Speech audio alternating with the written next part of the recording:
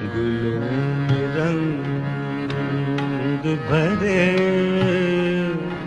بادلوں بہار چلے.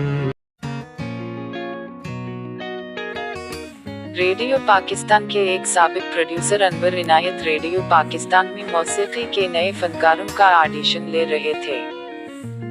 ایک دبلا پتلا سانولا سا نوجوان اسٹوڈیو میں داخل ہوا. عنایت صاحب نے اس سے پوچھا کہ آپ کیا سنانا چاہتے ہیں تو اس نے بڑے اعتماد سے کہا غزل یا ٹھمری یا خیال، آپ جو بھی پسند کریں. اس کا جواب سن کر عنایت صاحب کو حیرت ہوئی. بہرحال پہلے اس نے غالب کی ایک غزل سنائی، پہر تانپورہ سنبھالا اور راگ اڈانا کا آلاپ شروع کیا.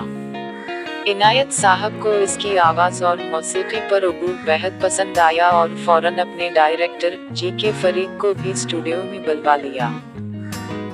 ان کے سامنے نوجوان نے ایک ٹھمری پیش کی جو پوربی ان کی گائیکی کی حسین ترین مثال تھی. فرید صاحب نے بھی نوجوان موسیقار کو شرف قبولیت بخشا اور اسے ایک منظوم پروگرام کے لیے بک کر لیا. یہ تھا ترقی کے زینے پر اس فنکار کا پہلا قدم جسے دنیا مہدی حسن کے نام سے جانتی ہے. مہدی حسن کا تعلق موسیقی کے کلابنت گھرانے سے تھا. وہ ہندوستان کی ریاست جے پور کے ایک گاؤں لونا میں 18 جولائی 1927 کو پیدا ہوئے.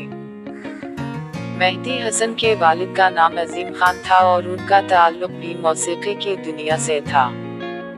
مہدی حسن جب 6 سال کے ہوئے تو والد عظیم خان نے تانپورہ سر کر کے دیا اور کہا کہ یہی تمہارا کھلونا، یہی تمہارا مستقبل ہے. ننھا مہدی حسن تانپورہ سے راگوں کی شکلیں یاد کرنے لگا. ابتدائی تعلیم اپنے والد عظیم خان اور چچا اسماعیل خان سے حاصل کی. مہدی حسن بچپن سے ہی بہت جفاکش اور محنتی تھے. آواز اور سانس کی پختگی کے لیے وہ شدید جسمانی ورزش بھی کرتے تھے. یہ ورزش ان کی گائیکی کا اساس بنی اور ان کی سریلی آواز مزید نکھر گئی. مہدی حسن کے والد اور چچا مہاراجہ بڑودہ کے دربار سے وابستہ تھے. انہوں نے انتہائی کم عمری میں مہدی حسن کو اس قابل کر دیا کہ وہ مہاراجہ بڑودہ کے دربار میں اپنے فن کا مظاہرہ کر سکی.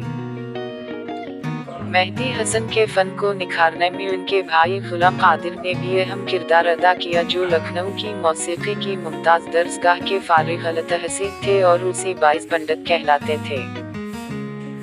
پنڈت غلام قادر کو موسیقی کے علاوہ سنسکرت، ہندی اور اردو پر بھی ماہرانہ عبور حاصل تھا.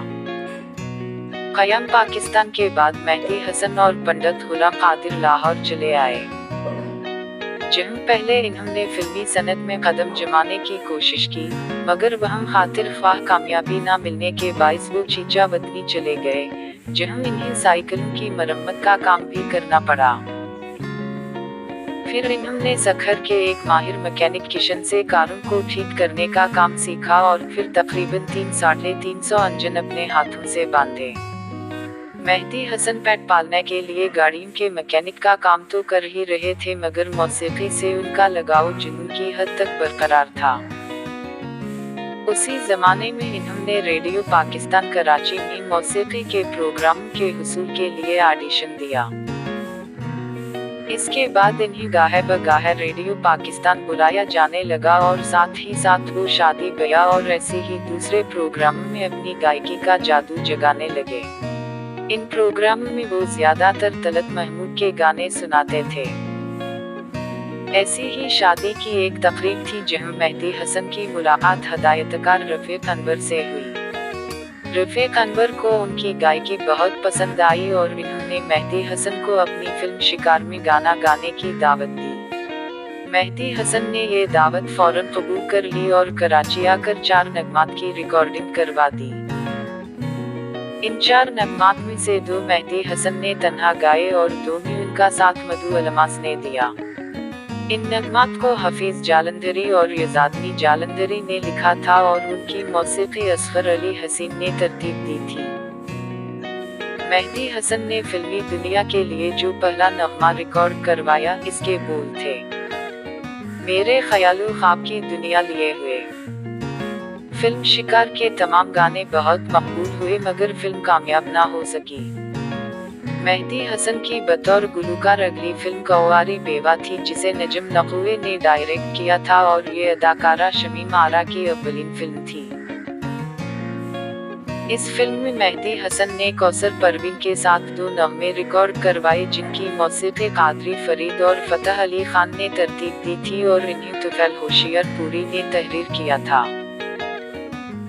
ये वो ज़माना था जब फिल्मी मौसीक़ी पर सलीम रज़ा और मुनीर हुसैन का राज था और अहमद रुश्दी आहिस्ता आहिस्ता अपनी जगह बना रहे थे। ऐसे में 1962 में फिल्म ससुराल में मौसीक़ार हसन लतीफ़ ने मुनीर नियाज़ी की गज़ल जिसने मेरे दिल को दर्द दिया, इस शक्ल को मैंने भुलाया नहीं, गाने के लिए मेहदी हसन का इंतखाब किया।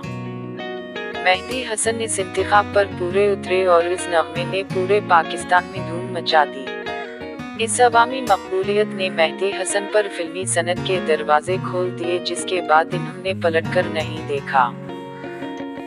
फिल्मी सनत की मरका आराई अपनी जगह मगर इसके साथ मेहदी हसन गजल के मैदान में भी झंडे गाड़ते चले गए। 1964 में इन्होंने रशीद अत्रे की कंपोजिशन में फिल्म फिरंगी के लिए फैज अहमद फैज की गजल गलों में रंग भरे रिकॉर्ड करवाई तो गजल गायकी को एक नया अनग और आहंग मिल गया जिसने गजल को एक नई जिंदगी अता कर दी। अब एक तरफ फिल्मी दुनिया की मसरूफियात थी तो दूसरी तरफ गजल के बड़े बड़े कॉन्सर्ट। मेहदी हसन की आवाज हर फिल्म की कामयाबी की जामिन बनने लगी और गजल की गायकी ने इन्हें शहंशाह गजल के मनसब पर फाइज कर दिया। बॉलीवुड की मारूफ गुलकारा लता मंगेशकर ने जब उस्ताद नियाज हुसैन शामी की धुन में मीर तकी मीर की गजल पता पता बूटा बूटा हाल हमारा जाने है, जाने ना जाने गल ही ना जाने बाप तो सारा जाने है, सुना तो उनके मुंह से बेसाख्ता निकला कि मेहदी हसन के गले में भगवान बोलता है। मेहदी हसन ने मजमूई तौर पर 477 फिल्मों के गाने गाए। उनके गाए हुए गीतों की कुल तादाद 667 है। मेहदी हसन खान साहब एक फिल्म शरीक हयात में पर्दा सीमी पर भी नजर आए। कई दहाइयों पर मुहित इस सफर में इन्होंने 25,000 से ज्यादा फिल्मी वाओ गैर फिल्मी गीत नग़मों और गज़लों में अपनी आवाज का जादू जगाया। मेहदी हसन के सुरों की ताकत का अंदाजा इस वाक़ये से लगाया जा सकता है जो इन्होंने पाकिस्तान टेलीविजन पर ज़िया मुहिउद्दीन शो में खुद सुनाया था। इन्होंने बताया कि वो एक मर्तबा अल्लामा इकबाल रोड लाहौर पर वाक़े खयाबान होटल में अपने शागिर्द परवेज मेहदी को रियाज करवा रहे थे कि तकरीबन 10 फीट के फासले पर रखा हुआ शीशे का बना पानी का जग अचानक टूट गया। मेहदी हसन ने बताया कि परवेज मेहदी और इन्होंने इधर उधर नजर दौड़ाई मगर कुछ समझ नहीं आया। बहुत गौर करने के बाद मालूम हुआ कि दौरान रियाज गाए जाने वाले राग की फ्रीक्वेंसी शीशे के जग की फ्रीक्वेंसी से मिल गई थी, जिसकी वजह से पानी से भरा शीशे का जग आवाज के साथ टूट गया था। ये मेहदी हसन के सच्चे सुरों की ताकत थी। मेहदी हसन को उनकी फनी खिदमत की इतराफ के तौर पर तमगा इम्तियाज, सदारती एजाज बराए हुस्न कारकर्दगी और हलाल इम्तियाज से नवाजा गया। इन्होंने अपनी बेहतरीन गायकी पर 9 निगार पब्लिक फिल्म अवार्ड और लातादाद दीगर अवार्ड हासिल किए। इंडिया ने इन्हें सहगल अवार्ड और नेपाल की हुकूमत ने इन्हें गोरखा दकशना बहू का अवार्ड अता किया। बकौल मौलाना कौसर नियाजी, बेसाख्ता पुकार उठी अंजुमन तमाम, फना पर है हजरत मेहदी हसन तमाम। और मलका तरन्नुम नूर जहां का कहना था मैंने तानसीन का सिर्फ नाम सुना था, उनको देखा मेहदी हसन के रूप में है। तवील अलालत के बाद मेहदी हसन का 13 जून 2012 को कराची में इंतकाल हुआ जहां वो नारद कराची के मोहम्मद शाह कब्रिस्तान में आसूदा खाक हैं।